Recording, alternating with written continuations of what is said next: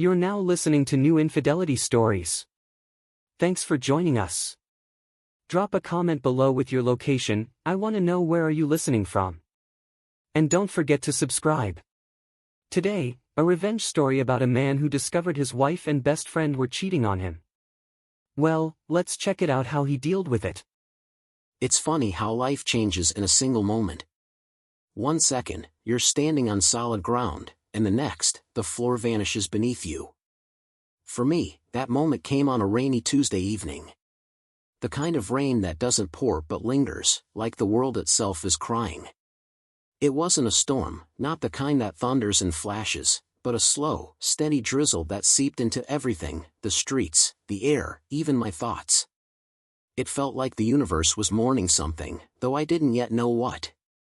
Maybe it was mourning the man I used to be. I was sitting in my car outside the Rusty Deck, a dingy bar on the edge of town. The kind of place you go to when you don't want to be seen, or when you don't care who sees you. The neon sign flickered above the entrance, casting a sickly green glow on the wet pavement. It buzzed faintly, like a dying insect, and the light it emitted was harsh, unnatural. It made the world outside my car look like a scene from a cheap crime drama, all shadows and secrets. I wasn't there to drink. I was there to meet him. My best friend. My brother in all but blood. Chris. I trusted him. I trusted him with my life, with my secrets, with everything. He was the kind of person who made you feel like you were the most important person in the room, even when the room was full. He had a way of listening that made you believe he cared, really cared, about what you were saying. And maybe he did. Once. But that night, I learned the hard way that trust is just another word for vulnerability. It's a fragile thing, trust. It's a thread that can be cut with a single act, a single word, a single moment. I saw them through the fogged-up window. Chris and her. My wife, Judy. They were laughing, their heads close together like conspirators. The kind of laughter that's too loud, too intimate, too knowing. It wasn't the laughter of friends. It was the laughter of people who share a secret, a joke that no one else is in on. And then he handed her an envelope. It was small, nondescript, the kind of thing you wouldn't look twice at. But Judy's reaction was anything but ordinary. She opened it, her eyes widening as she pulled out a stack of cash. It was thick, the kind of stack that makes you think of crime movies and backroom deals. She didn't count it. She didn't need to. The look on her face said it all. My stomach dropped.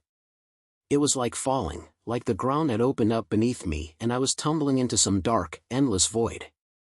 My hands clenched the steering wheel so tight my knuckles turned white.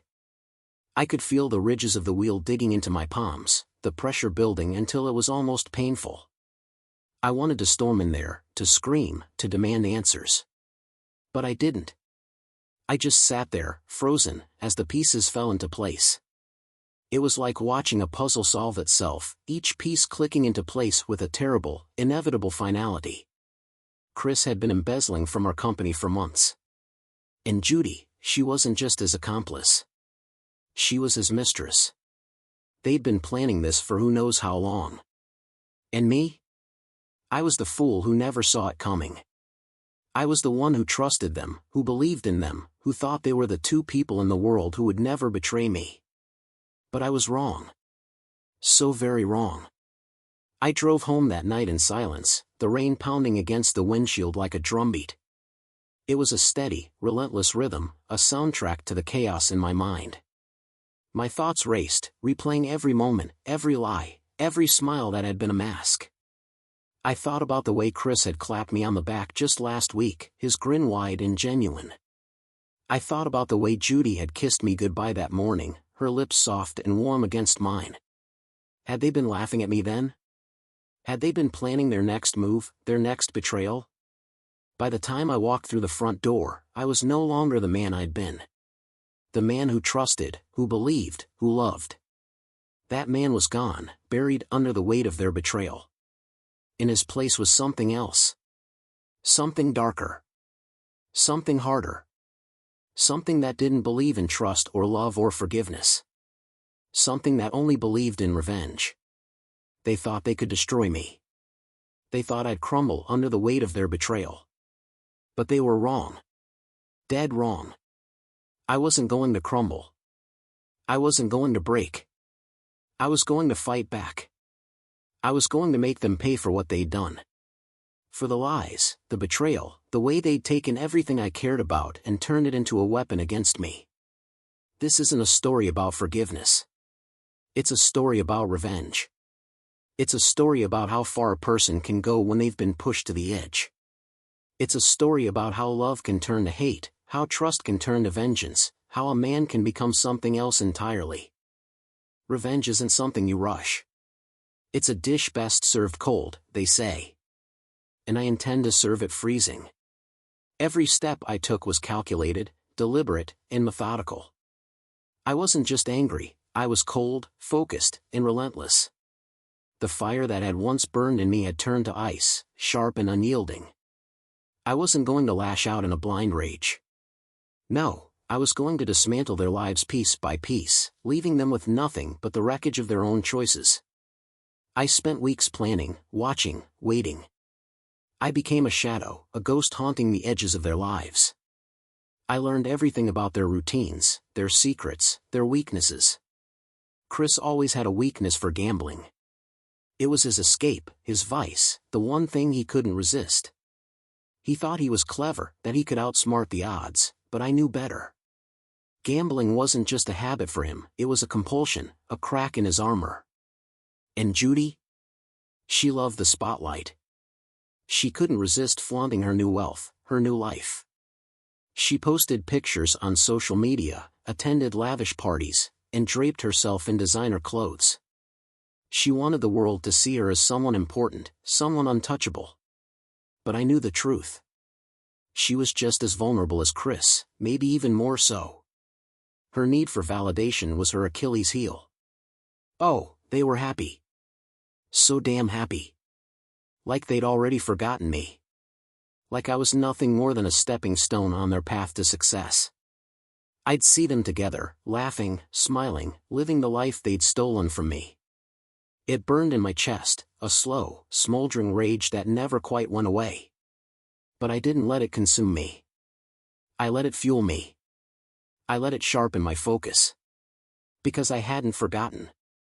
And I never would. The first step was simple. I needed to expose Chris's embezzlement. I still had access to the company's financial systems. No one had thought to revoke my credentials. I suppose they thought I was too broken to fight back. They underestimated me. They thought I'd crawl into a corner and lick my wounds, that I'd let them walk away with everything. But they were wrong. Dead wrong. I started small. I created a fake vendor account, something innocuous, like a consulting firm. Over the course of a few weeks, I funneled small amounts of money into it. Just enough to raise eyebrows, but not enough to trigger any alarms. It was a delicate balance, like threading a needle in the dark. One wrong move, and the whole plan could unravel. But I was careful. I was patient. I waited, biding my time, until the moment was right. Then came the fun part. I planted a trail of breadcrumbs leading straight to Chris. Fake invoices, doctored emails, even a few forged signatures. I made it look like he'd been skimming money for months. And the best part? I used his own habits against him. Chris was always careless with his passwords. He used the same one for everything, Chris 123. It was almost too easy to log into his accounts and leave a digital trail of guilt. I felt a grim satisfaction as I worked, like a spider weaving a web.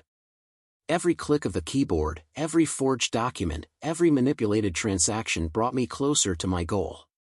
The day the auditors arrived, I was ready. I'd tip them off anonymously, of course. A simple email from a burner account, detailing suspicious transactions and pointing them in Chris's direction. I watched from my office window as they marched into the building, their faces stern, their briefcases clutched tightly. They moved with purpose, like soldiers on a mission. Chris was in a meeting when they arrived. I could see him through the glass walls of the conference room, laughing and gesturing like he didn't have a care in the world. He looked so confident, so untouchable. That didn't last long. The auditors went straight to his office. They didn't knock. Just walked in and started pulling files from his desk. Chris's face went pale. He tried to protest, to play the innocent, but the evidence was overwhelming. I'll never forget the look on his face when they confronted him with the fake invoices. His eyes widened, his mouth opened and closed like a fish gasping for air. For a moment, I almost felt sorry for him. Almost. But then I remembered the way he'd laughed with Judy, the way they'd betrayed me, and any trace of pity vanished. The police arrived an hour later. 2 officers in uniform, their badges glinting under the fluorescent lights. They didn't handcuff him right away. They just stood there, explaining the charges in calm, measured tones. Chris tried to argue. He shouted, he pleaded, he even tried to blame me. But it was no use. The evidence was airtight. When they finally cuffed him, the sound of the metal clicking into place echoed through the office. Everyone was watching. His colleagues, his friends, the woman at the front desk who always smiled at him. And then he saw me. Our eyes met across the room, and for a moment, time seemed to stop. I didn't smile. I didn't gloat. I just stared at him, letting the weight of what I'd done sink in. He knew. In that moment, he knew it was me. And there was nothing he could do about it. The look on his face was priceless, a mix of shock, anger, and something else. Fear. For the first time, Chris was afraid. And it felt good. It felt right. Chris's arrest was satisfying, but it wasn't enough. Not even close. Judy was the real prize. She was the one who had shared my bed, my dreams, my life. And she had thrown it all away for money and a man who couldn't even protect her. I wanted her to feel what I felt. The betrayal. The humiliation. The crushing weight of losing everything. I wanted her to know what it was like to have the world turn against her, to have everything she cared about ripped away. Oh, I started by digging into her new life. It wasn't hard to find her. She'd moved into a luxury apartment downtown, paid for with the money she and Chris had stolen. The kind of place that screamed wealth and status, floor-to-ceiling windows, a doorman in a crisp uniform, a lobby that smelled like money. She was living the high life, and she wasn't subtle about it. Designer clothes, expensive dinners, parties with people who didn't know or care about her past. She was thriving, or at least pretending to. But I knew the truth. And I was going to make sure everyone else did too. I hired a private investigator. A discreet man named Harris who didn't ask too many questions. He was the kind of guy who blended into the background, the kind you wouldn't notice unless he wanted you to. He followed her for weeks, documenting her every move. And what he found was enlightening. Judy had a secret. A big one. She was pregnant. The news hit me like a punch to the gut. For a moment, I felt something I hadn't felt in months, pain. Raw, unfiltered pain. It was like a knife twisting in my chest, sharp and unrelenting. I thought I'd buried those feelings, locked them away in some dark corner of my mind. But they came rushing back, overwhelming and suffocating. I remembered the life we'd built together, the dreams we'd shared, the future we'd planned. And now she was carrying someone else's child. It was a betrayal on a level I hadn't even considered. But then the pain hardened into something else. Resolve. This wasn't just about revenge anymore. This was about justice. Judy had taken everything from me, my trust, my love, my future. And now she was building a new life on the ashes of the one she destroyed. I couldn't let that stand. I wouldn't. I waited until she was far enough along that it couldn't be hidden. I wanted her to feel safe, to think she'd gotten away with it. And then I made my move. I found her at our old house, packing up the last of her things. The place still smelled like her perfume, her shampoo, the faint scent of the candles she used to burn. It was strange, being back there. The house felt empty, hollow, like a shell of what it once was. She didn't even flinch when I walked in. She just kept folding clothes, her movements calm and deliberate. "You shouldn't be here," she said, her voice cold. There was no warmth in it, no hint of the woman I'd once loved. She was a stranger now, someone I barely recognized. I smiled. "Neither should you." I told her everything. About the evidence I'd planted. About Chris's arrest. About how I'd ruined their little scheme. I watched her face as I spoke, searching for some sign of remorse, some flicker of guilt. But there was nothing. Just that cold, detached expression, like she was listening to a story about someone else. And then I dropped the bomb. "I know about the baby," I said. Her face went pale. For a moment, she looked like she'd been struck. Her hands froze mid-motion, a blouse dangling limply from her fingers. What are you talking about?" "You're pregnant," I said. "And it's not mine." The look on her face, it was priceless. Shock, fear, anger, it all flashed across her features in a matter of seconds. She opened her mouth to speak, but no words came out. For the first time since I'd walked in, she looked vulnerable. Human. It was a small victory, but a satisfying one. I didn't stay to watch her cry. I didn't need to. I'd already won this round. But this wasn't the end. Not even close. Judy was just the final domino. And when she fell, everything would come crashing down. I leaked the news to the press. A carefully crafted story about a scandalous affair, embezzlement, and a pregnancy that would ruin Judy's reputation forever. The headlines were brutal. "Socialite's secret life exposed. Scandal rocks high society. The fall of Judy." The articles painted her as a gold digger, a manipulator, a woman who'd betrayed her husband for money and power. And the public ate it up. Within hours, Judy was trending on social media. Her friends turned on her. Her family disowned her. Even the father of her child wanted nothing to do with her. She was alone, isolated, and exposed. Just like I'd been. They say revenge is sweet.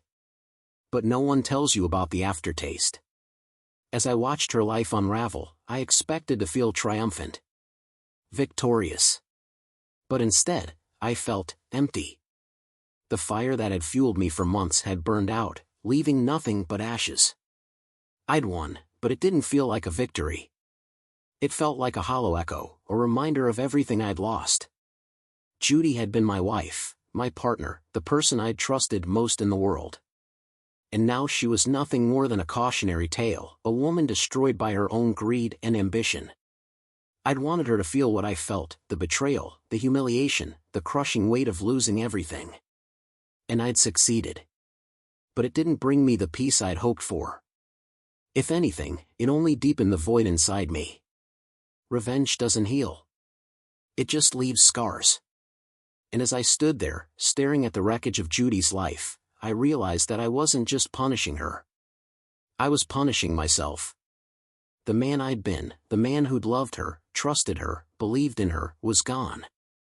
And in his place was someone colder, harder, and infinitely more alone. But it was too late to turn back. The dominoes had fallen, and there was no putting them back up. All I could do was keep moving forward, one step at a time, and hope that someday, the scars would fade. In the days after Judy's downfall, I expected triumph. Victory. Instead, I felt hollow. The fire that had fueled me for months burned out, leaving only ashes. Judy fled the city, vanishing into some small town to start over. Chris was sentenced to 5 years in prison, though I doubted he'd survive it. The man I once called my brother was broken, his life in ruins. And me? I was alone. I thought I'd feel satisfaction, like I'd won. But all I felt was the crushing weight of what I'd done. Revenge doesn't heal. It scars. In those quiet, lonely days, I realized revenge isn't about justice. It's about pain. And in hurting them, I'd hurt myself just as much. I thought I was punishing them for their betrayal, but in the end, I was the one who paid the price. I'd lost myself in vengeance, becoming someone cold, calculating, and cruel. Now, with the fire gone, I wondered if it was worth it. Redemption isn't quick or easy. It's a slow, painful process of rebuilding, not just the world around you, but yourself. I started small. I apologized to those I'd hurt, colleagues I'd ignored, friends I'd pushed away.